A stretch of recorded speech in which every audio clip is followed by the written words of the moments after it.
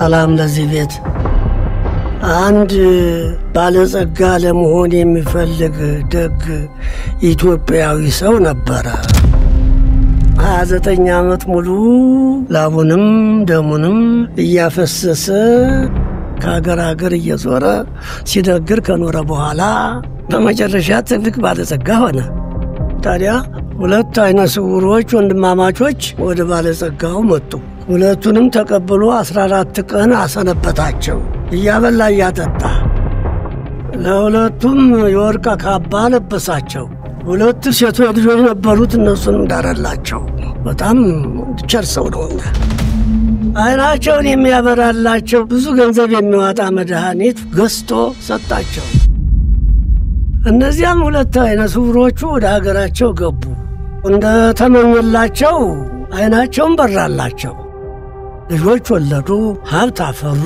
ባለጸጎች ሆኑ ነገር ግን ይህን ሁሉ ያደረገላቸውን ባለጸጋ አላስታወሱትም ረሱት 10 ዓመት ሙሉ የልጆቹን እንኳን ለማሳየት አልፈለጉም እነዚህ ሰዎች ውለታ ያረስተዋል አንተ ብትሆን ምን ታደርጋለህ እኔ ብሆን እንደው የወርቅ ካባው ነበር መገፋቸው አንተና ወንድም የዛሬ 10 ዓመት ደብረ ሊባኖስ ድረስ ሄዳችሁ አባታችንን በጸሎታቸው ተማጽናችሁ ያ ሁሉ ችግር ተወግዶላችሁ እንዴት 10 ዓመት ሙሉ ረሳችሁ አባታችሁ ይጭናቅ ይክበድ ውለታ መርሳት አይገባም ሰላም ላንተ ይሁን ሄሎ ሜላት ነገ ምን ሄድበት ቦታ አለሽ በከተማ እንወጣለን የዛሬ 10 ዓመት እኔ ይሄ ነኝ ይሄ ደግሞ ወንድሜ መንግስቱ ነው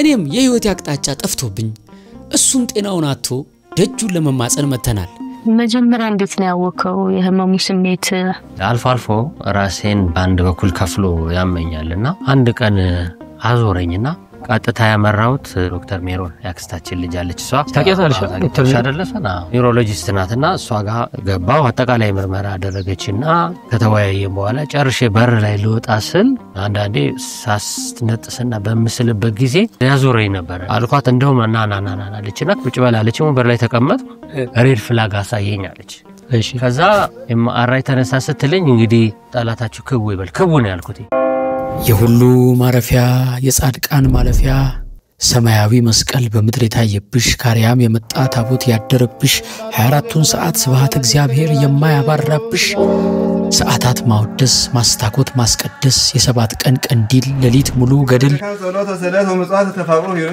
ጉባኤ ቅዳሴ ማህሌት ውዳሴ የስብራት ፈውሴ አይ ደብረ ሊባኖስ በመድራዊ ስፍራ ሰማያዊ መቅደስ አይናችን ያየ ገዳማችን ሊዘጋ ምእመናን ይስሙት ከሰሙ በኋላ የሱን ጥፋት ከማይ እኔ በሞት ይሻለኛል ብፁዕ አባታችን እንደዛ በምሳሌ ገስጸውኝ ወደ ደብረ ሊባኖስ እንድመጣ ያዘዙኝ ለምን እንደሆነ የገባኝ እዚህ ከመጣው በኋላ ነውና በዚህ ቪዲዮ መጨረሻ ስለማጋራችሁ እስከ መጨረሻው አብራችሁን ቆዩ እስመ ሰምሩ አግብርቲከ እበኒሃ ዋክበረው ለመሬታ አገልጋዮች ድንጋዮቿን ወደዋልና መሬቷንም አከበሯት ይላል ነብይ እግዚአብሔር ቅዱስ ዳዊት ለመጀመሪያ ጊዜ ወደማናውቃቸው እማሆይ የዛሬ 10 ዓመት በተስፋና በስጋት ውስጥ እየዋዠቅን ቦርሳችንን አዝለን ያሳድሩን አያሳድሩን ባናውቅም እነዚህን ድንጋዮች እየረገጥን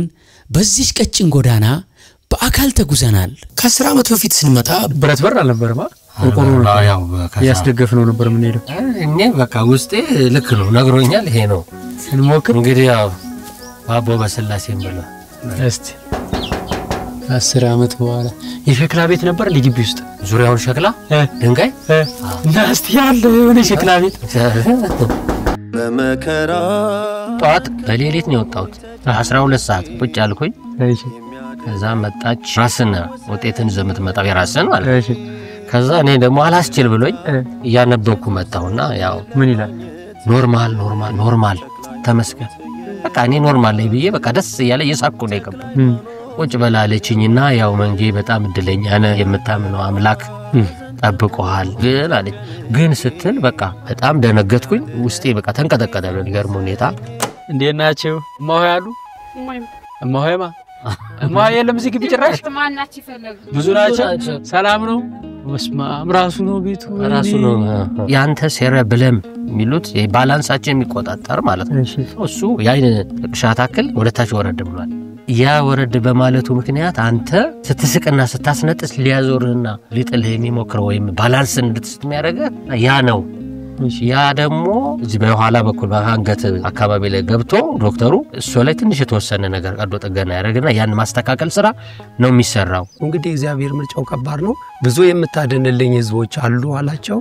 ሄዱ ከተታ ጦመግራር የሚባለው እስከ ደቡብ ኦሞ እስከ ነጭ አባይ ድረስ በትምህርተ ወንጌል አሸብርቀውታል። ያው ሰርጀሪ ሲባል ተደነግጣለህ። ካልተሰራ ምን ትሆናለህ አለች። የእጅህን የመስነፍ ነገር አይነን ብዥ ማለት ነገር ለመቀመጥ ሁሉ እስካለመቻል ድረስ በሰው ድጋፍ በሰው ሸክም ነው የምትሄደውና አሜሪካን ሀገር የነርቭ ስፔሻሊስቶች በተለያዩ ቦታ እንግሊዝም ሀገር ያሉ የምታውቃቸው በሙሉ ኒውሮሎጂስቶችን አማከረች። እነሱም ያው ወደ ሰርጀሪ ይርን ያሉ አበቃ የተባልኩ ሞቴ ታወጀብኝ።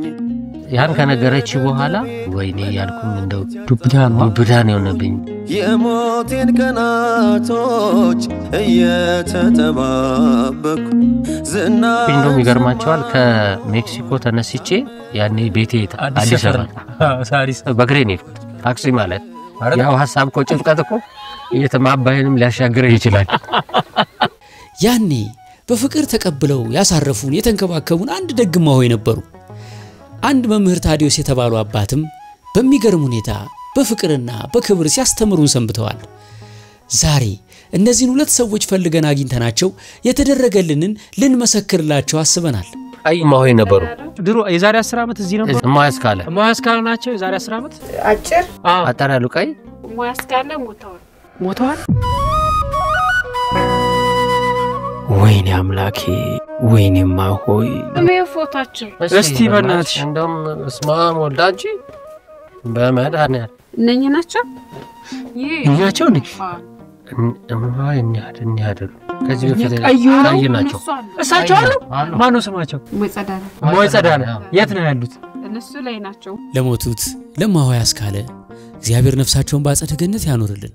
በህይወት ያሉትን እማሆይ ጸዳለን ደግሞ አግኝተናቸው አይናቸውን ለማየት በቅጡ ለመመስከር ያብቃል። ተክለሃይማኖት የኔ አባት ተክለሃይማኖት ቀጥታ ወደ ቤቴ ማለት ኪዳነ ምሕረት አዲስ ሰፈር አለች። 3 ሰዓት ያክል ከናቴ ኪዳነ ምሕረት ጋር ተነጋገርን። አለቀስኩ። እንደውም በአይን መጨረሻ ላይ እንደዚህ ወደ ላይ ፈነጠኩት እንደራሄለ ማለት ነውና በሚገርማችሁ ሁኔታ የዛኑ ቀን ልክ ከደጇ ስወጣ ያ ጭንቀቴን ሁሉ በቃ እንደጥስ ወደ ላይ በኖ ሲሄድ እንደው ይታየኛልና ወዲያው እንደውም አንተ ደወልክ ታስታውስ እንደሆነ የዛን ቀን ልትመጣ ነበር። መንገት ነህ ዛሬማ ምን ይዤ ልምጣ እንደው ራት ዛሬ እንደዚህ እንሰራለን። ያው ወንድ ላጤም ስለነበር ያው ፍርፍሯንም ፓስታውንም ምን እንላለን እና ያንን ተመግበን ስንጨርስ ከዛ በኋላ ያለውን ነገር በዝርዝር ነገርኩ ለአንተ። እሺ ምን አሰብክ አልከኝ። መጀመሪያ ፈቃደ እግዚአብሔርን ነው የምጠይቀው የሚል ነገር አነሳው። እጣና ወጣ ተባባለ። ከዛ እጣውን ስናወጣ የመጀመሪያው ተክለሃይማኖት ወጣ። አይ እጣ በአንድ አይደለም ቆይ አለና ድጋሚ ሲወጣ ለሁለተኛ ጊዜ ተክለሃይማኖት ወጣ። እሺ ከዛ ያው በሶስት ስለሆነ ነገር የሚጸናው ሶስተኛው ይወጣል። በሶስተኛው ሲወጣ ተክለሃይማኖት ወጣ አይደል? አዎ ተከክል። ከዛ በኋላ ቀጥታ በሷችንንም አርገን ሻንጣችንን ሸክፈን መጣን ማለት ነው ወደዚህ። ከመንጌ ጋር ደብረ ሊባኖስ የመጣንበት ወቅት ለኔ ከባድ የድብርትና የጭንቀት ወቅት ነበር። በወቅቱ ችግሬ ስራ ማጣት ብቻ አልነበረም፣ ስራ አገኛለሁ የሚል ተስፋም ማጣት ጭምር እንጂ። እዚህ ቁም ሳጥን ስራ 14 ቀን ተኝተናል። በዚህ ስዕል አድህኖ ፊት ሰግደናል። የእግዚአብሔርን ማዳን ለምነናል። እችትና በእግዚአብሔር በጣም እንተላላትች ወይኔ በእናትህ እዚች ጋር ነበርና የሚል ክፍሉን ሳየው እንደ አዲስ የሚወር ስሜት ተሰማኝ። እቺን የማርያም ስዕል ይሄን የመድኃኒዓለም ስዕል አስታውሳለሁ። ዛሬ እግዚአብሔር በትክክል ትላንትን አስታወሰኝ። ከምን ያክል ጭንቀት እንዳወጣኝ እኔንም ወንድሜንም ከምን አንስቶ ዛሬን እንዳሳየን ከረጅም ጊዜ በኋላ በደንብ ተሰማኝ። አይናችን እያየ ገዳማችን ሊዘጋ ምእመናን ይስሙት። እሳቸውም ነው የተናገሩ ጌታዬ እግዚአብሔር እዚህ ቦታ ነው ለዓለም የሚበቃ በረከት ሰጣለው ያለይ ብለው ሰፊ ዋሻ ነው እዛ ቦታ ላይ ግማሹን በሰሌን ጋርደው የእመቤታችን የቅድስት ድንግል ማርያምን ጽላት አስገብተው ቤተክርስቲያን አደረጉት። ይህ ቦታ ታሪክ ቀያሪ ቦታ ነው። ቀማኛውን ወደ ለጋስ፣ መካኒቱን ወደ አራስ፣ ዘማዊውን ወደ ድንግል፣ ኃጢአተኛን ወደ ጻድቅ፣ ተኩላውን ወደ በግ፣ ጨዋውን ወደ ሊቅ ሁሉን ይቀይራል። በዚህ ቅዱስ ስፍራ ጻድቁን የሙጥኝ ላለ የማይነቀል ሰንኮፍ የማይፈታ ቋጠሮ የለም። ለምን ቢባል በዚህ ድንቅ ስፍራ መሰረታዊ የድህነት ቃል ኪዳንና አስደናቂ የጽድቅ ሥርዓትን የተሸከሙ ከ7 በላይ አስደናቂ ስፍራዎች አሉ። ሁሉንም በዚህ ቪዲዮ እናስቃኛችኋለን። ደጅ መጣው ከጅ ፈውስ ይስካን ምን ተማቀው የማሆይ ቤት የተባለው ካልተሳሳት ወደዚህ ቀጣይዶ ወይ ገዳሙሱ ከትንሽ ወበት አጥፋቸው ነው ያሉት። ቃኒት አባታችን አቡነ ተክለ ሃይማኖት ሰሜን ሸዋ ከቡልጋይቲሳ በቅድስና በንጽህና በ1197 ታኅሳስ 24 ቀን ወደዚች ዓለም መጡ። በደብረ ሊባኖስ ፈውስ ከሚገኝባቸው ስፍራዎች አንዱ ተግባር ቤት ነው። በዳቤ መጋገሪያው ስፍራ እኔና መንጌ ከላይ የለበስነውን ያወለቅን ከእሳቱ በሚወጣው ወላፈን ሰውነታችንን ስናስመታ እንደነበረ በፍጹም አይዘነጋኝም። ቅዱስ አማኑኤል ይባላል። ብትችሉ 7 ባትችሉ 3 ቀኑን እንኳን ግዴታ እዛ መጠመቅ አለባችሁ ሲሉ አለዛ የሚያሳድሩንም አልመሰለንም። እዛ ቤት እሳቸው ቤት በንፍሩሃውም በዳቢው ሲድኖ ባቄላም ይሁን በቆሎም ይሁን የተቀቀለው ያ ጥንፋፊው ማለት ነው። ውሃው ለህዝቡ እንደደረሰ ይሰጣል። በባዶ ሆድ ሆኖ ጠብቆ ልክ እንደ ጸበል ይጠጣዋል። ከሆድ ውስጥ ብዙ ነገር ያወጣለታል።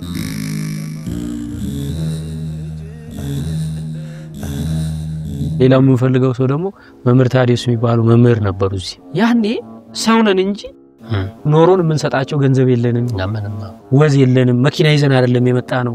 ምድራዊ ነገር እኮ ምንም እኮ የለንም።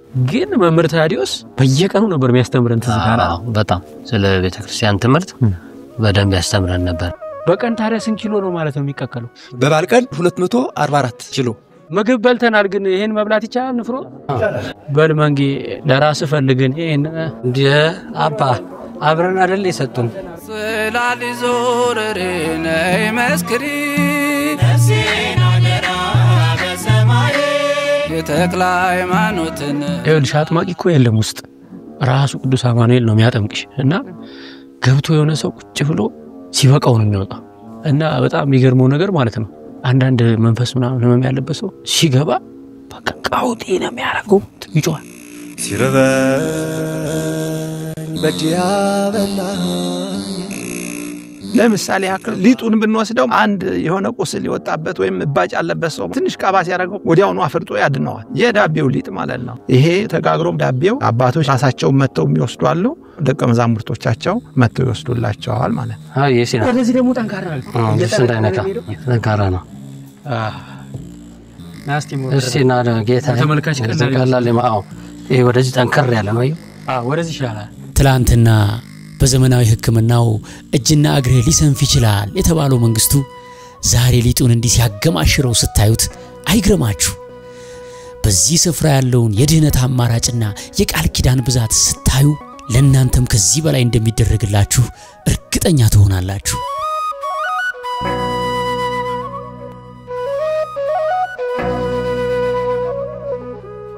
አባ ገብረ ማርያም ሻገሬ ወፍጮ ቤት አለቃ 4 አፍለኛ 1 እኛ ምን እንብላ? ያስር ሰው የገድል አስነባቢ አፍለኛ ለታማሚዎች የሚሆነ በመጠን ነው የሚጋገረው። መንግስቱና እሸቱ እሺ አንድ ኩርማ እንግዲህ እንግዳ ደግሞ የብቻዬ ነው እንዳትል አደራ። ይሄ እሸቱና መንግስቱ ነው። ይሄ በንፍሩሃውም በዳቢው ሲድኖ ሶስተኛው ደግሞ ወጥ ቤት ነው። ወጥ የሚሰራበት ቦታ ሽሮና በርበሬ የሚዘጋጅበት ማለት ነው። ግማሹ በዳቤ ሊፈወስ ይችላል፣ ግማሹ በቅራሌው ሊፈወስ ይችላል፣ ግማሹ ደግሞ በንፍሮ ውሃ ሊፈወስ ይችላል፣ ግማሹ ደግሞ በወጡ ይፈወሳል። እየጸለዩ ነው የሚሰሩት። ሰው ጸሎት ኃይልን ያደርጋል። ጭሱ ደግሞ አሁን ጭስ በመሰረቱ አይን ያጠፋል፣ እንደዚህ ያደርጋል ይሉታል። የተክልዬ ጭስ ደግሞ አይን ያበራል። አይነ ስውሮች የበሩ ሰዎች አቃል ከዛ ደግሞ ጉድጓድ ላይ የሚጠራቀም ፈም አለ ማንኛውም በሽታ ያለበት ሰው እዛ ጋር ራቁታቸውን ሆነው እሳቱን ይሞቃሉ እኛ ራሳችን አሁን ብርድ ሲይዘን እንደ ሰውነታችን ሲቆራጣጥማን ሄደን እንሞቃለን ስንሞቅ በማግስቱ የለም እኔ እንደው ከተግባር ቤት ካየኋቸው ነገሮች ሁሉ ፈውሱ ይበዛብኛል የእማሆይን ቤት የምናገኝበት ፍንጭ ካገኘን በኋላ አሁን ደግሞ መምህር ታዲዮስን ፍለጋ ጀመርን ሰላም ናችሁ መምህር ታዲዮስ የሚባሉ ታውቃላችሁ እንደዚህ መምህር ታዲዮስ ስም ሊቀይሩ ይችላሉ እንዴት አሌላ ስም ሊኖራቸው ይችላል መምህር ታዲዮስ ነው ይባላል አዎ አጋፋሪ ናቸው አጋፋሪ አይደሉም ሰባኪ ናቸው ወጣት ናቸው ሰባኪ ወንጌል እንጃኔ እነሱን አረቡ አታውቃቸው እሺ ችግር የለም 2 ዓመት ሲሞላቸው አደን ወጡ ይላልና በቅዱስ ሚካኤል ክንፍ ላይ ኢየሱስ ክርስቶስ በቀይ ጎልማሳ አምሳል ተገለጸላቸው ይላል አውሬ ለምን ታድናለህ አንተ ሰው ነው ማደን ያለበት ተባሉ ተመረጡ ተግባር ቤት ስመጣ ንፍሮ ውሃ ዳቤ ወጡ ጠላው ጢሱ ፈውስ ተከብቤ እንቁርቁሪት ጸበል ዮርዳኖስ ፊልጶስ ቅዱስ አማኑኤል እንኳን ሲጠመቁት ገና ሳይከፈት አጋንንት የሚያውቁት አዲስ ኪዳን ብሉይ ኪዳን መነኮሳት ሊቃውንቱ የዜማ ቤት የቅዳሴው የአቋቋም ሰዓታቱ የጳጳሳት ምስራቅ የሊቃውንት አብራክ የጻድቃን ማህደር የኢትዮጵያ መድረክ አይ ደብረ ሊባኖስ በመድራዊ ስፍራ ሰማያዊ መቅደስ አባቴ ሰላም ኖት እግዚአብሔር ይመስገን እዚህ በመጋገር ምን ያክል ጊዜ ቆይተዋል 3 ዓመት ምናምን ይሆነኛል ከጭሱ አንፃር የአይኖት ጤንነት እንዴት ነው ደህና ነኝ እንደው ሌላ ቦታ በሽተኛ ነበር ከዚህ መጥቼ ደህና ነኝ እዚህ ቦታ ላይ በጢሱ መጥቶ የዳነ ሰው እንደው በጣም ማይረሱ ታምር አለ ብዙ አይቆጠርም እውነት ላገልግል ጌታ እድሜ እርጥቡ ከመንደዱ የተነሳ ደግሞ እንደ ጧፍ እየተንቀለቀለ አባቶች ውሃ ሲጨምሩበት እንደገና ጋብ ሲል ደግሞ እሳቱን አይቻለሁ አንተ ነህ ከቀድሞ ጀምሮ ታምር የሰራህ 4ኛው ጠላ ቤት ነው ሁሉም ማለት ነው የቅዱሳንን ክብር እናገኛለን እንጸድቃለን ብለው ስለሚመጡ ነው ሲጋግሩን በጸሎት ነው ሲጠምቁን በጸሎት ነው ወጥ ሲሰሩን በጸሎት ነው ንፍሮን ሲቀቅሩ በጸሎት ነው ማንንም ያናግረኝ ያቀምስ እንደሞ ይሄን አንተ ያዝ አንተ ያዝ ለታዘዝ እንግዲህ ለታናሽ እሺ ነው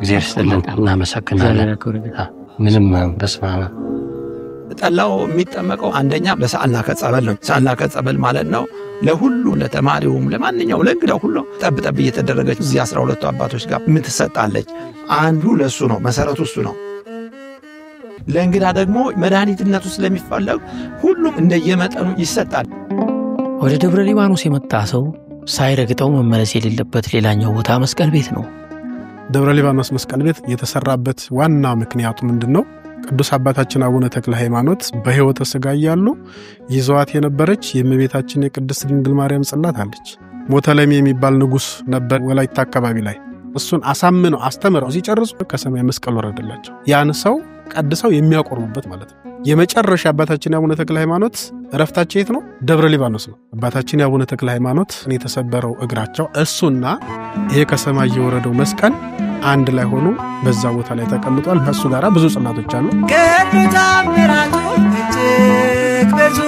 ኤልያስን መስዋዕት የሚበላለትን እሳት ከሰማይ እንደላክለት ያው ታምራትህ አሁንም ቀጥሏል ለተክለ ሃይማኖት የላክለት መስቀል ለኛ ድህነት ሆኗል በመስቀሉ ታሽተን በማስታኮት ጸሎት በረከት ተሞልተን ለካ ዘመናችን እንዲህ ቀናልን ባንተ ነው ኢየሱስ ባንተ ነው ክርስቶስ ባንተ ነው እግዚአብሔር ባገልጋይህ ምልጃ ህይወት የሞላልን አቡነ ተክለ ሃይማኖት እዚህ ጋር ቆመዋል ማለት ነው እዚህ ቆመዋል ፍቅርና ለዘላለም የሚመስልማን የአባ በጸሎተ ሚካኤል ገዳም ለ10 ዓመት በሐይቅ እስጢፋኖስ ለ7 ዓመት በብረዳሙ 12 ዓመት ገዳመ ሲያት ገዳመ አስቄጥስ ኢየሩሳሌምን የጌታን ቅዱሳት መካናትን ጎብኝተው በረከት ተቀብለው ብዙ መከራ በርግጥ ተቀብለዋል በስብከተ ወንጌልና ለ48 ዓመታት ከ8 ወር በሰሜኑ የሀገራችን ክፍል ከቆዩ በኋላ ቀጥታ በእግዚአብሔር ትእዛዝ ወደዚህ አካባቢ ነው የመጡት ሰፊ ነው ግልጋሎቱ አንዱ ምንድነው ሲባል 12ቱ ንቡራን አበው በማረፊያ ቤታቸው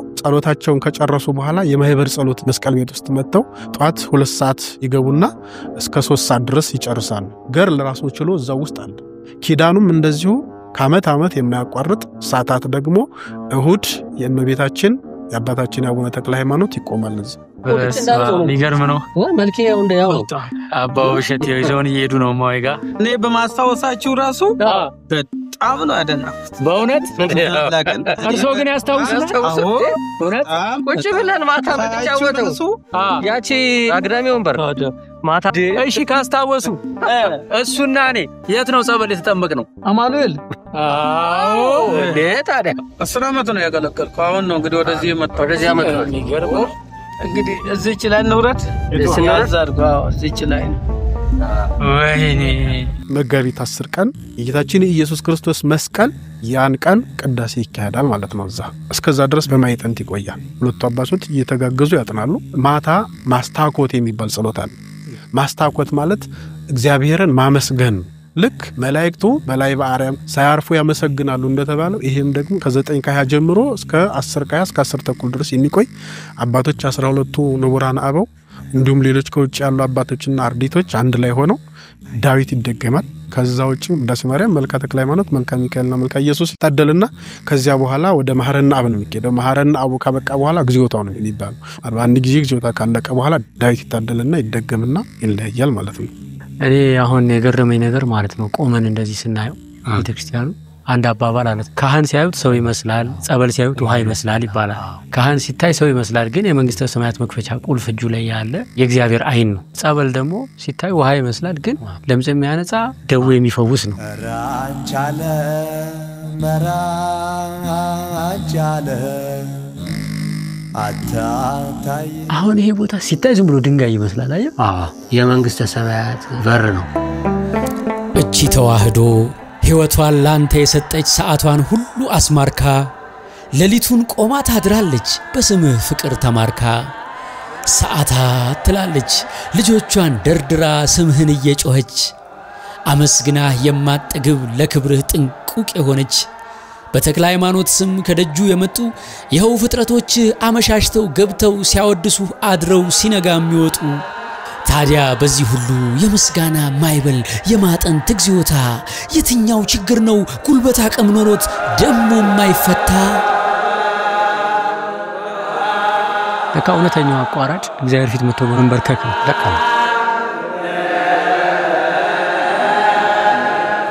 የሰዓታት ቃል እግዚአብሔር ፍጹም የሚያድስ ነፍስን የሚያለመልምና የማይሰለች እንደመሆኑ በተለይም በደብረ ሊባኖስ ሌሊቱን በምስጋና ተመስጣችሁ መንጋቱን ልብ ሳትሉት የብርሃኑ ጋጋን በመስኮቶቹ ሲገባ ይታያል።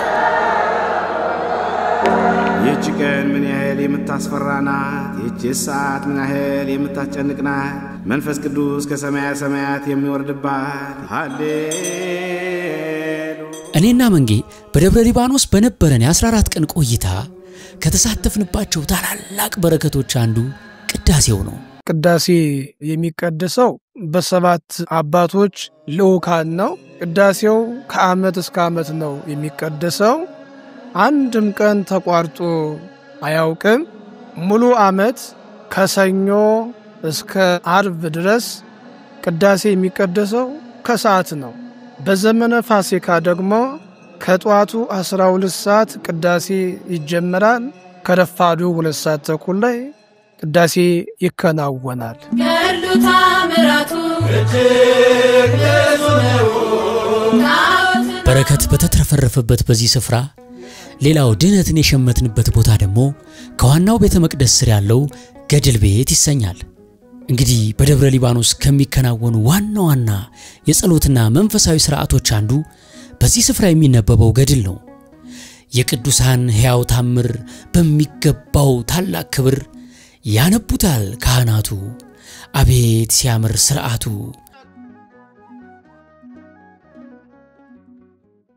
ገድል ቤት ማለት ምን ማለት ነው? ገድለ ቅዱሳን ነው የምንነበብበት፣ በየቀኑ አይቋረጥም።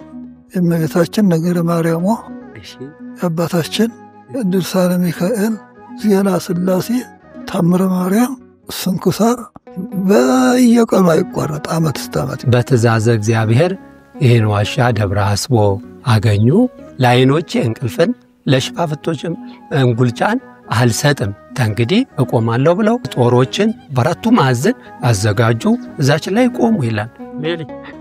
እኔ አሁን ይሄ ሁሉ መንገድ እንዳለው አላስታውስም። የዛሬ 10 ዓመት ምን ይሄ ያው ጽሁፍ አታ ጌታል ያው ጽሁፍ እንዳለ ሰው ጽሁፍ እዚህ ጋር ይኖር ይሆን እንዴ? አንተ አጋ ብለን እኔ ማለት እስቲ ወልደ ገብርኤል የሚል ፈልግ። እየቀለዳችሁ አንተም እስቲ ገብረ ስላሴ እሱ ጋር አካባቢ የዛሬ 10 ዓመት የተጻፈ ነገር ከየት ነው የሚገኘው? አሁን እየቀለዳችሁ ብዙ ወረቀት ነው ያለው ግን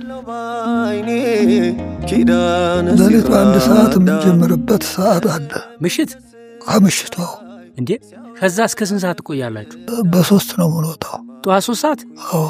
እንዴ አባታችን ሌሊቱን ሙሉ ሲነበብ ነው የሚያድረው ማለት ነው? አዎ። ገድሉ ሲነበብ ታመው መተው የሚፈወሱ ሰዎች አሉ። እሱማ ምን ይቆጠራል? በአምላክ ልቡና ይታሰብ እንጂ ይሄ የሚጥለው በሽታ እንኳን ስንት ሰዎች ተፈውሰዋል። የሚያድነኝ የሚፈውሰኝና ፍቅር ያኔ ምንም ስጋዊ ጥቅም ከኛ ሳይፈልግ ያስተማረንን የረዳንን ያጽናናንን ሰው ደግሞ ዛሬ ከ10 ዓመት በኋላ ብናገኘው በጣም ደስ አይልም? በጣም ደስ ይላል። ጻድቁ አቡነ ሊባኖስ ከውጭ አገር መጥተው በዋሻው ውስጥ ለብዙ ዘመናት ሲጸልዩ ኖረው እግዚአብሔር ይህ ቦታ በስማቸው እንደሚሰየም ቃል ኪዳን ገብቶላቸው አልፈዋል። ዝናብ አጥቦታል በእናትህ አብዛኛው። እዚህ ጋርም ደግሞ እህተ ማርያም ይላል ይኸውልሽ የቅዱሳኑ አጽም እዛ ውስጥ ነው የሚያርፈው። ጉድጓድ ይታይሻል እዛ ጋር የሚባለው አጽመ ቅዱሳን ነው። ከቆሙ ሳይቀመጡ ዘርግተው ሳያጥፉ ለ22 ዓመት በሁለት እግራቸው ለ7 ዓመት ደግሞ በአንድ እግራቸው በደብረ አስቦ ዋሻ ሲጋደሉ ሲጾሙ ለ29 ዓመታት አሳልፈዋል። 29 ዓመት ሙሉ ላቡንም ደሙንም እያፈሰሰ መራብ፣ መጠማት፣ መድከም፣ ታከተይ ማለት ይሄ የለም። ስለዚህ መላክ ናቸው ማለት ነው። እዚህ ገዳም 13 ትምህርት ቤቶች አሉ። 4 የንባብ ትምህርት ቤቶች፣ 2 የቅኔ ትምህርት ቤቶች፣ ቅዳሴ 2 ጉባኤ ቤት ነው። ድጓ፣ አቋቋም፣ ብሉይ ኪዳን፣ ሐዲስ ኪዳን፣ መጻሕፍተ መነኮሳትና መጻሕፍተ ሊቃውንት። ያው ቦታው ከተመሰረተ ጀምሮ ጉባኤ ቤት አለ። ቅኔ ማለት ራስን መግዛት፣ ራስን ማስገዛት ማለት ነው። ቁንጽል ቃል አይደለ ፍጹም ትርጓሜ ግዕዝና ግሱን እያመሰጠሩ የኔታም አሉልሽ ጉባኤ ዘርግተው ቅኔ እያስተማሩ ቅኔውን ለመማር ብሎም ለመጨረስ ስንት ዓመት ይፈጃል ብለን ብንላቸው የኔታ ሳቃቸው። ይሄ ይከብደኛል።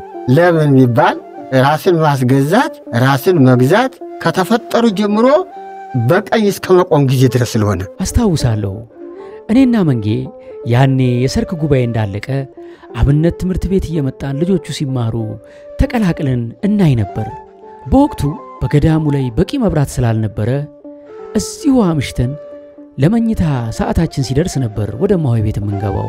ግን ግብራቸው መልአክ ቢያደርጋቸው ተፈጥሯቸው የሰው ተፈጥሮ ነውና አንድ እግራቸው ከአካላቸው ተለየች ዙሪያው አላዩትም ነው የሚል መቆረጡንም አያውቁም። ወዘልፈ መስወጠሊና ውስጣሪያ ከመላእክት ጋር ነው የሚያወሩት። በአንድ እግራቸው ደግሞ 7 ዓመት ሊቃውንት በትምህርት የሚያስተምረው ቅዳሴ ነው ያሉት በእኔ ዘንድ 235 ከዛም በላይ ነው። ከዋናው መምህር ከኔታ ነቃ ጥበብና ከምክትላቸው ከኔታ ካሳ የተረከብኩት እንደዚህ ነው።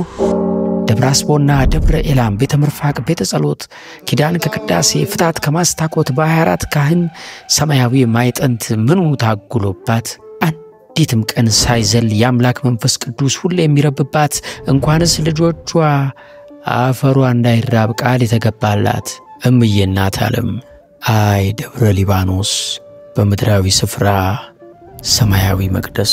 እንግዲህ እዚህ ይችላል ንብረት ስናዛርጓው እዚህ ይችላል። ወይኔ ቤቱ ያ ነው ማለት ነው። የማሆይ ጸዳለ ማርያም ያሉበት ቤት እዚህ ነው። እንዴት ዋላችሁ? እማሆይ ጸዳለ እስቲ ኑ በሏቸው። እሺ ደሞ መውጣት ይችላሉ ወደዚህ? ወይኔ ራሳቸው አቤት እግዚአብሔር ይመስገን። እንደው ደህና ናችሁ? እንዴት ናችሁ? እኔ ምን ራስቻለሁ እኮ በእናትህ እኔ ወዶት ያቡዘን ወንድም ነኝ። የዛሬ 10 ዓመት እርሶ ጋር መተን 4 ቀን ከሱ ጋር እሱ ታሞ ግድ የለም ይሁንማ ይሁን ግቡ ግድ የለም አታውሉ ደህና ነው ግቡ ደህና ነኝ እግዚአብሔር ይመስገን አለሁ ተመስገን ሰላም ነው አባ መምህር ታዲዮስ የሚባሉ ታውቃለህ እንዴ አይ እኔ አላውቃቸውም እውነት እሺ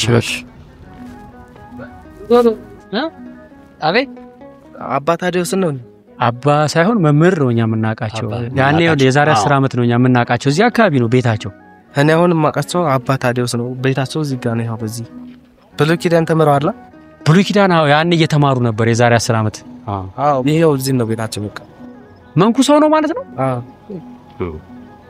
አሃ እቺ ብረቱ አበር ነጭ ነገር ማለት በቃ ቼክ እናደርጋለን እናመሰግናለን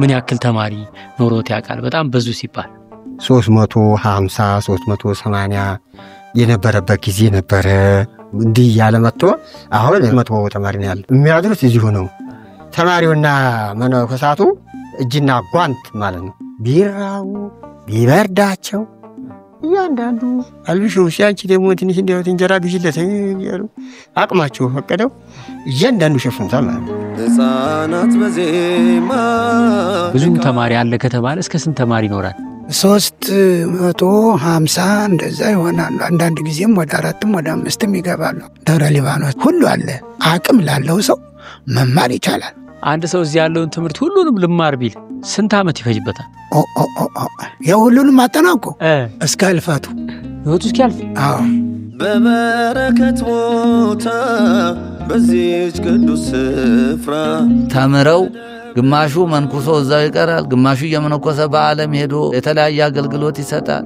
ምሁራኑ ሊቃውንቱ በመላው ዓለም እየተዘዋወሩ የሚያገለግሉት ይሄም ብቻ አይደለም ከአራቱ ማዕዘን መጥተው በአመት 4 ጊዜ ሥርዓተ ምንኩስና የሚሰጥበት ገዳም ስለሆነ ከ50% በላይ ያሉት ጳጳሳት ከዚሁ ከደብረ ሊባኖስ ገዳም መንኩሰው የወጡ ናቸው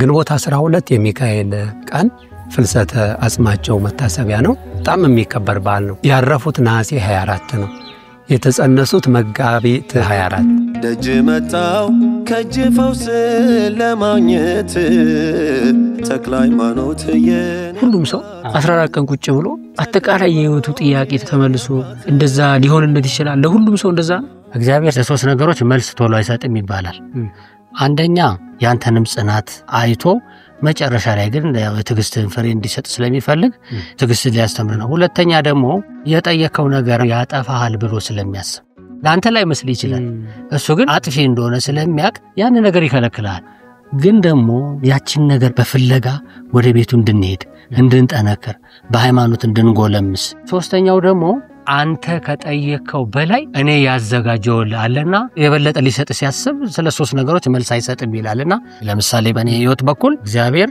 የጠየቁትን ነገር ይሄ የዓለም ቁሳቁስ የሚባሉትን ያን ቶሎ ቶሎ ነው የሚሰጠኝ ግን ደግሞ አንዳንዴ ቶሎ ቶሎ ይሰጥና ደግሞ የምትቀር ነገር ትኖራለች አይደል ያችን ደግሞ በእኔም ህይወት ልጅ አልነበረ ምን ለብዙ አመታት እና እግዚአብሔርን ደጅ በመጥናት በትዕግስት ደግሞ ለዚህ ለፍሬ አብቅቶኛልና ይሄ ነው እንግዲህ ትዕግስትን ለማስተማር ነው እግዚአብሔር ያደረገው ማለት ነው በሰዎች ከምወድቅ ባንተ ይሻለኛል ብዬ መጥቻለሁ ምሕረትህ ናፍቆኛል አቡነ ተክለ ሃይማኖት ቃል ኪዳን ከተቀበሉበት በኋላ እሳቸው ሲያርፉ ከእሳቸው ቀጥሎ አቡነ ኤልሳ ናቸው 3 ወር ነው አቡነ ኤልሳ የቆዩት ከቆዩ በኋላ አቡነ ፊልጶስ ተተኩ ይህን ስርዓት የሰሩት እሳቸው ናቸው ከደብረ ሊባኖስ የአብነት ትምህርት ቤቶች አንዱ ያቋቋም ቤት ነው የዓለምን ዕውቀት ንቀው ስሙን መጥራት ይወደዱ ጾም ጸሎትን ከሊቅነት ኖረው መስበክ የለመዱ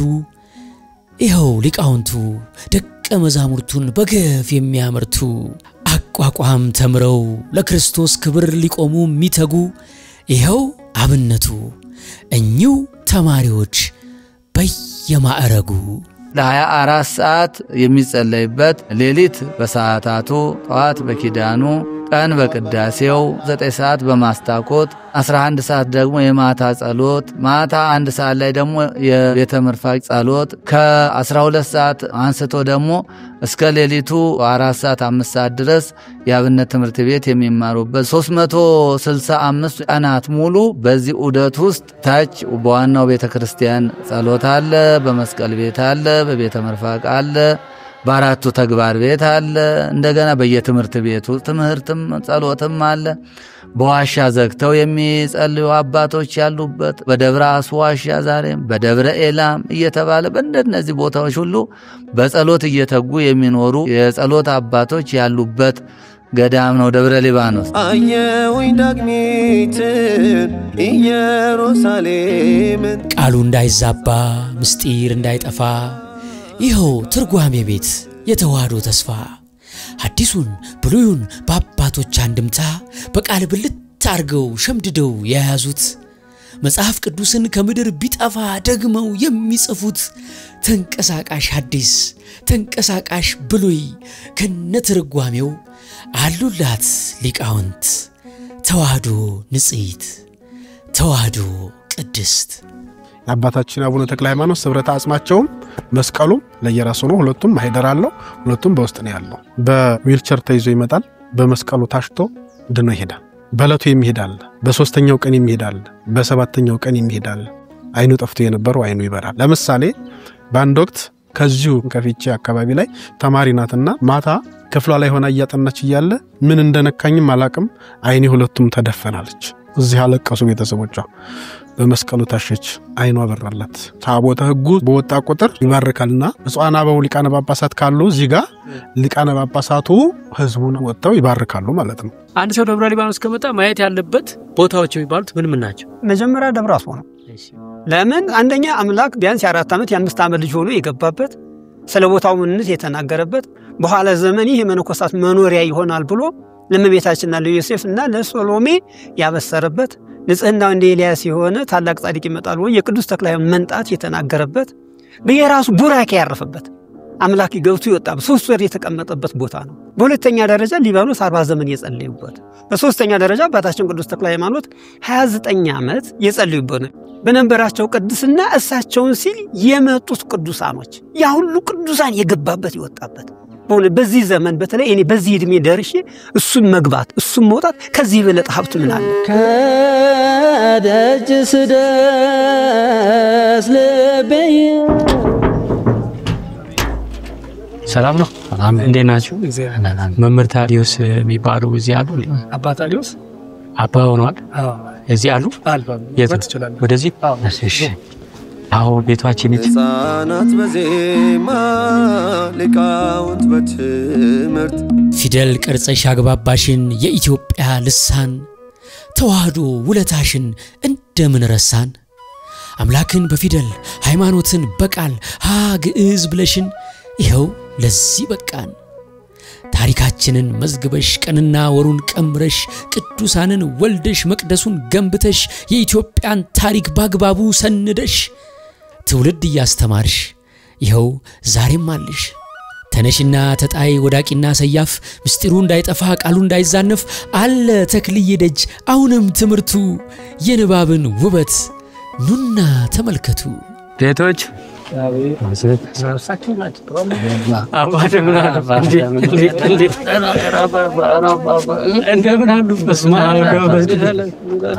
ሰላም ነው? እንዴት ነው? ወይኔ ታስታውሱኛል አይደል? አዲስ ማለ አንተ ኮሜዲያን ጆቶ ሰብልሃል። ጥሩ መዓዛ የሚሸት መንፈስን የሚያድስ በአይምሮ የተናጉ ሰዎች መተው እርካታን የሚያገኙበት ሰው ሳያናግሩ አይምሮአቸው መሰብሰብ የሚችሉበት ፏፏቴዎች ወደ ውስጥ ስንገባ ከ13ኛው መቶ ክፍለ ዘመን እስካሁን ያሉ ቅርሶች አሉ። አሁን የሚታዩ ቤተክርስቲያን ግርማዊ ቀዳማዊ ኃይለ ሥላሴ ያነጹት ነው። በሱ ውስጥ ስቴንግላሶች አሉ። እጅግ የሚያማምሩ ናቸው። ብራና መጻሕፍቶች የሚደንቁኛሉ። በዚህ ገዳም አጠቃላይ የአረጋውያን የመጦሪያ ቦታ የሚል ስያሜ ተሰጥቶት ቢያንስ ከ40 በላይ ናቸው። እዚህ ያሉ አረጋውያን የሚጦሩ አባቶች ማለት ነውና መቼ ነው የመነኮሱት? አባ 4ኛ ዓመት ይይዛለሁ። በስመ አብ እግዚአብሔር የተመሰገነ ይሁን። ያኔ እኔም እሱም አንድ ምስኪን ምዕመን ነበርንና እርስዎ ግን እኛን ትሪት ያደረጉበት መንገድ እኔ በህይወቴ በፍጹም አልረሳውም። ፍቃድ ለጋብቻ ልኖር በገዳም ራስቸገረኝ ያለም ያ ከህመሜን ፈውሶኝ ያም ብቻ አይደለም ከዛ በኋላ ደግሞ አግብቼ እኔም ይዜ ነበርኩ።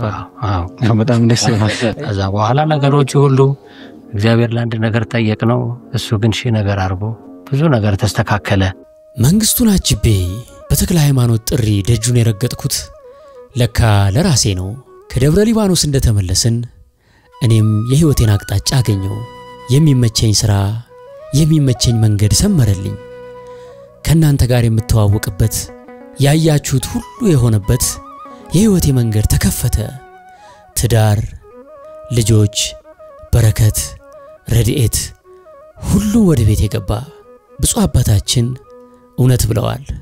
አይነ ስውር ነበርኩ፣ አይኔ በርቷል።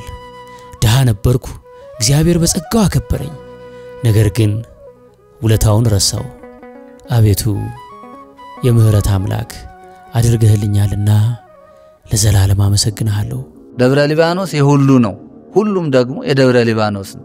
ለምሳሌ የመጀመሪያው ፓትርያርክ ብፁዕ ቅዱስ አቡነ ባስልዮስ በዚሁ በደብረ ሊባኖስ ገዳም ተምረው አድገው መንኩሰው በተግባር ቤት በሊቀረድ በተለያየ ሥራ ሲያገለግሉ የኖሩ አባት፣ ገዳሙንም በእጨጌነት የመሩ አባት፣ በመጨረሻም ፓትርያርክ ሆነው አገሪቱን እና ቤተክርስቲያኒቱን በሰላም በፍቅር የመሩ አባት ናቸውና የመጀመሪያውንም የኢትዮጵያ ፓትርያርክ ያስገኘ ደብረ ሊባኖስ ገዳማችን ነው። ደብረ ሊባኖስ በከባድ አእምሮ መታወክ በልጅ ጦትና በልዩ ልዩ የስጋና የመንፈስ ደዌ የተጨነቁ ምእመናን ለ7 ቀናት ተቀምጠው ዘላቂ ፈውስ ከሚያገኙበት የደብረ ሊባኖስ ጸጋዎች አንዱ የሆነው መንፈሳዊ ስነ ስርዓት ምስጢረ ቀንዲል ይሰኛል።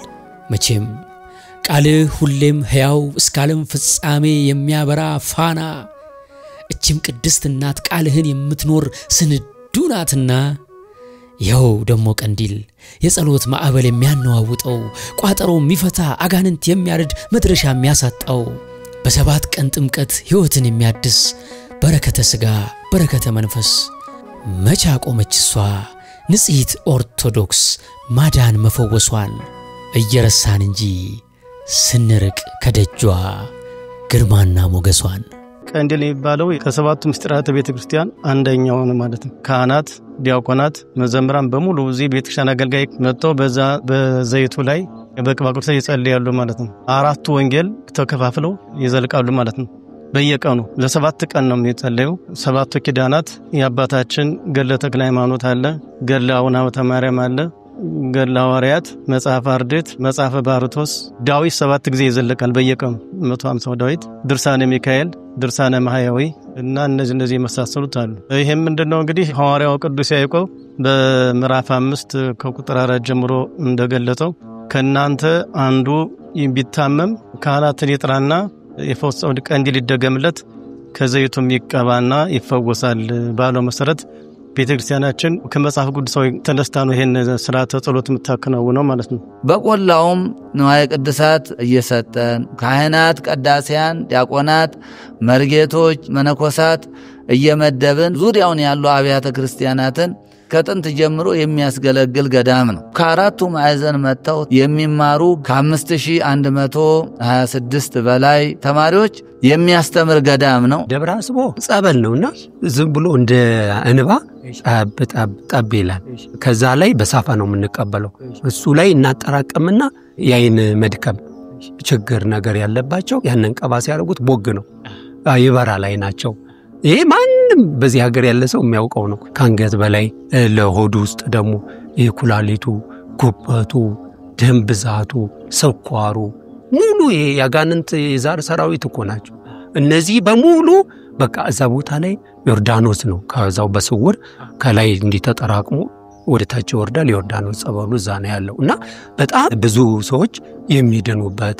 እሙ ኃይሌኒ የተባሉ እናት አሜሪካ ልከውታል። ከዚያ እንዳሄደ ሚስት አገባ፣ ልጅ አጡ። ደግሞ እኔ መካን ሆኜ ይሄው አንድ ልጅ አሳድጌ ለቁም ነገር ወቅቶ ውጭ ሀገር ለአሜሪካ ልኬው ነበረ።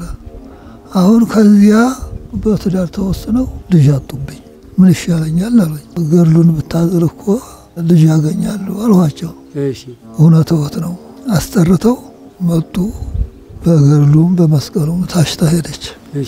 በአመቱ መንታ ልጅ ወንድና ሴት በየቀኑ የሚደረገው ተአምር በልበ አምላክ ብቻ እንጂ በእኛ አንደበት ተነግሮ አይፈጸምም። አይናችን እያየ ገዳማችን ሊዘጋ የእሱን ጥፋት ከማይ እኔ በሞት ይሻለኛል። አልረሳሁትም። በገዳሙ የተከሰተውን ወቅታዊ ፈተና በዚህ ቪዲዮ መጨረሻ ነግራችኋለሁ። በቅድሚያ ግን ክብሩን ተአምራቱን በደንብ እንጥገበው ብዬ ነው። አብራችሁኝ ቆዩ። በዚህ አጋጣሚ እኔም ስላረገልኝ ለማስቀር አንገት ይሄ ካንሰር ነው። በዚህ ዋስ ተጣጣ በዚህ ይወጣ ነበር ይፈስ ነበር።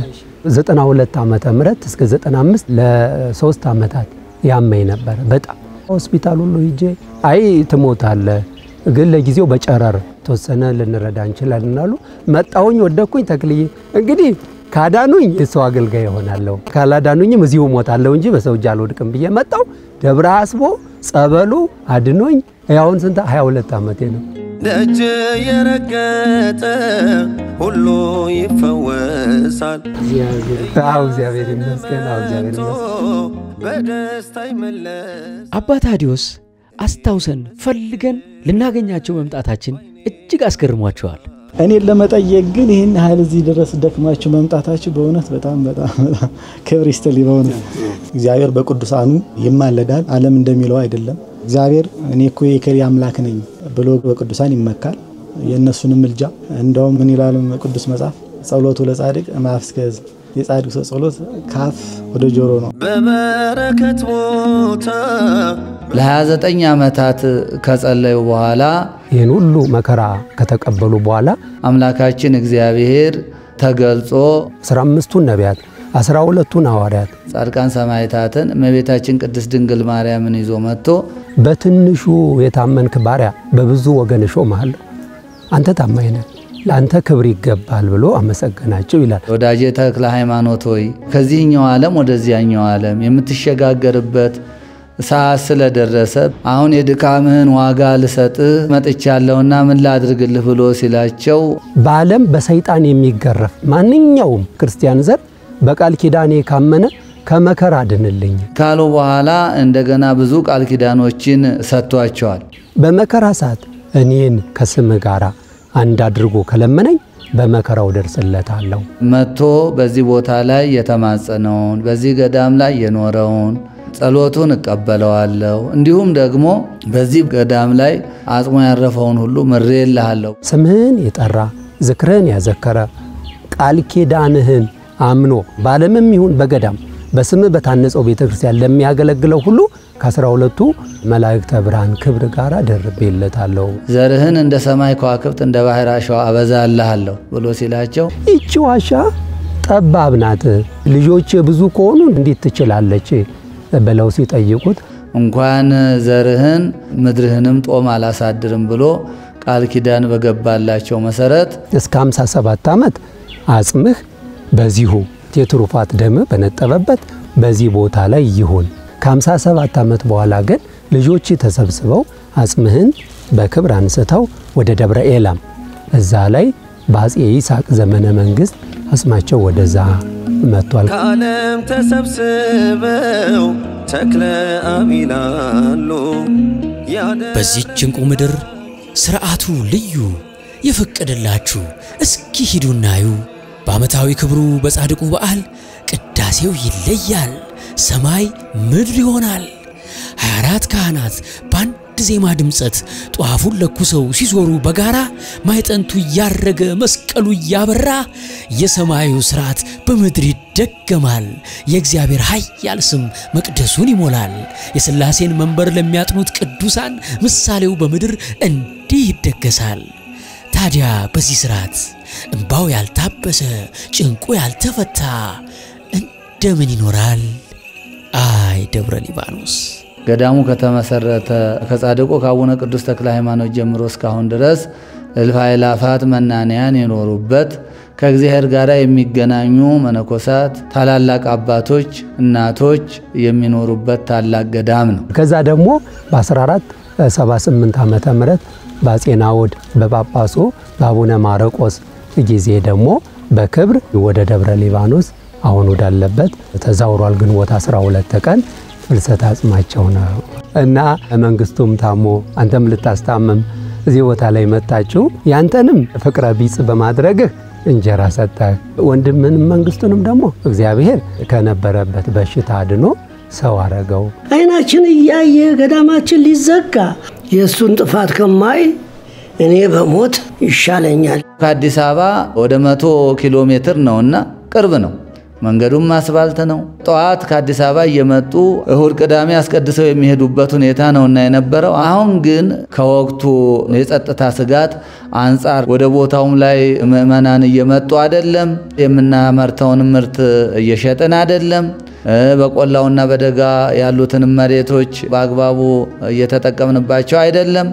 በዚህ ምክንያት ገዳሙ አሁን ችግር አንዣቦበት ይገኛልና በዚህ ቅዱስ ገዳም ላይ በአሁኑ ሰዓት ከ800 በላይ በመቁነን የሚተዳደሩ ማህበረ መነኮሳት ከ13 በላይ የአብነት መምህራንና ትምህርት ቤቶች የሚገኙበት ከ4000 በላይ መናንያን ደይጸኞች የሚገኙበት ገዳም ነው። የተራበ የሚበላበት፣ የተጠማ የሚጠጣበት፣ የታመመ የሚፈወስበት፣ ለቤተ ክርስቲያን ባለውለታ፣ ለኢትዮጵያ ባለውለታ፣ ለዓለምም ባለውለታ፣ የእውቀት ምንጭ፣ የምናኔ ምንጭ፣ የጸሎት ምንጭ የሆነ ገዳማችን ነው። ገዳሙ ሰፊ እንደመሆኑ አንጻር በቀን 13 ኩንታልን እንደሚቦካ ይታወቃል። ይሄንን አስቀድመን ለምእመናን ካልጮሆንና ካልተናገርን ነገ እኛም የታሪክ ተቋሾች ስለሆነውና ምን ሆነው በዚህ ስጋትና በዚህ ጭንቀት ላይ ያለነው። ጻድቁ አቡነ ቅዱስ ተክለ ሃይማኖት የሁሉ ናቸው። ብሔር፣ ቋንቋ፣ ዘር፣ ጎሳ የማይለይ የመጣውን ሁሉ በደስታ የሚቀበል የሚያስተዳድር ገዳም ነው። ስለዚህ ሁሉም ሊጠብቀው እንደሚገባ እናምናለን። አባቶቻችን በክብር በማዕረግ ይህን ገዳም ጠብቀው አስጠብቀው ዛሬ እኛ ላይ አድርሰውታል። ይህ የጸጥታ ስጋት በፈጠረው ችግር ገዳሙ እንዳይፈታ ደግሞ ሁሉም ሊረባረብ ይገባልና ቀደምም ሲል በኮሮና ምክንያት ሰው ወደ አካባቢው እንዳይመጣ ተደርጎ ነበር። አሁንም በጸጥታው ምክንያት ደግሞ ከፍተኛ ችግር አንዣቦበት ስለሚገኝ ይህንን ሚዲያ የሚከታተሉ ልጆቻችን የገዳሙን ዓመት ቀለብ ብንችል ይህ የጸጥታ ስጋት ሲያልፍ ገዳሙ እንዲሁ እየተንቀሳቀሰ ራሱን የሚችልበት ለሌላውም የሚተርፍበት መስመሩ ብዙ ስለሆነ ለኛ ከጊዜያዊ ችግራችን የምንላቀቅበት እናንተ ደግሞ ሕይወታችሁ ትዳራችሁ የምትባረኩበት አገልግሎት ነውና ኦርቶዶክሳውያን የጻድቁ አቡነ ቅዱስ ተክለ ሃይማኖት ወዳጆች እንድታግዙንና እንድትረዱን አደራ በጻድቁ በአቡነ ቅዱስ ተክለ ሃይማኖት ማለት እፈልጋለሁ። ስጋ ለባሽ የሆነ ሰው ውሎ ማታ ትንሽ ሰርክ ብስት ካልቀመሰ መኖር መንቀሳቀስ አይችልም። ሬሳ ነው። ሰምታችሁ አጨክኑ። ገዳማችሁ እንዳይዘጋ አድርጉ። ደካሞቹ እንዳይሞቱ በረሃብ የዓመት ቀለባቸውን አስተዋጽኦ አድርጋችሁ ላኩ። በጻድቁ ተማጥነናቸዋል። እሳቸው የሚሰግዱባት ታቦተ ማርያም 800 ዓመት ከመስቀል ጋራ ደባል ሆና ኖራለች። የምትከበረው ጥር 21 ቀን ብቻ ነው። እሱም በጅምር እንዳይቀር አትርሷት ያቺን ቤተክርስቲያን። ቅድሚያ ግን ንፍሮ ምንም የበቃ ቢሆን ማታ ውሎ ትንሽ ካልቀመሰ አቡነ ዘበሰማያት አይደገምለት። አንድ አባት 15 ቀን እህል ውሃ የሚሉ ረስተውት ሲኖሩ ይሄ 30ውም ጥርሳቸው ዋዠቀ። ለካ በእህል ነው ጥርስ የሚጸናው። ካልበሉ ሬሳ ካለበሱ እንስሳ ይባል የለም። እነዚያ አደራ እንላቸዋለን። እግዚአብሔር ሁላችሁንም ይባርካችሁ። ከተደረገልን አንጻር መቼም እቺን ስጦታ ይዞ መምጣት ያሳፍራል። ምንም ነው። ግን ደግሞ ይሄ የመጀመሪያ ያርግልን እግዚአብሔር የመጨረሻችን ያድርገውና ተነጋግረን እኔና ወንድሜ ቢያንስ አንዷን ቀን እንኳን ስጦታ ለማበርከት ፈልገን 100,000 ብር መድበናል። የሚሰጥ እሱ ነውና የሚነሳም እሱ ነውና እግዚአብሔር አምላክ የሰጣችሁን ሀብት አይንሳችሁ። ስራችሁን የተቃና ያደርግላችሁ። አሜን። እንግዲህ ይህንን የምትመለከቱ ኢትዮጵያውያን፣ ኤርትራውያን ወንድሞቻችን እህቶቻችን እዚህ ላይ በምታዩት የወገን ፈንድ አካውንት በኢትዮጵያ ንግድ ባንክም ይሁን በየትኛውም የባንክ ትራንዛክሽን ከየትኛውም ዓለም በቀጥታ ለደብረ ሊባኖስ 2018 ዓ.ም ለመነኮሳት ለተማሪዎች የሚሆነውን የንፍሮ የዳቤ አጠቃላይ የቀለም መግዣውን የታሰበውን ገንዘብ እህሉም ሳይወደድ ተረባርበን አዋተን እህሉን ገዝተን በብዙ መኪናዎች ጭነን ደሞ እዚህ መተን ስናስረክብ ሌላ የምስጋና ቪዲዮ ሰርተን እናሳያችኋለን። ስለዚህ ያቅማችሁን የበረከት ስራ ከዚህ ደቂቃ ጀምሮ እንድትሳተፉ አደራ ላለው ለኔ የደረሰ ለእናንተ የሚደርስላችሁ ነው ብለው በሁሉ ህይወት የእግዚአብሔር ስራ ያደርግልኝ። አመሰግናለሁ። እናቱ ቅድስት ድንግል ማርያም ክብርና ምስጋና ይግባት። አቶ አውራሪስ፣ ወይዘሮ ይወብዳር ቅድስት፣ ዶክተር ሜሮን አውራሪስ፣ ኮሜዲያን እሸቱ፣ አብሮ አደግ ጓደኞቼ፣ ወዳጅ ዘመዶቼ የሆናችሁ በአገር ውስጥ በውጭም የምትገኙ ሁላችሁም የኔ ወዳጆች ስላደረጋችሁልኝ ነገር እግዚአብሔር ክብረት ይስጥልኝ። አመሰግናለሁ።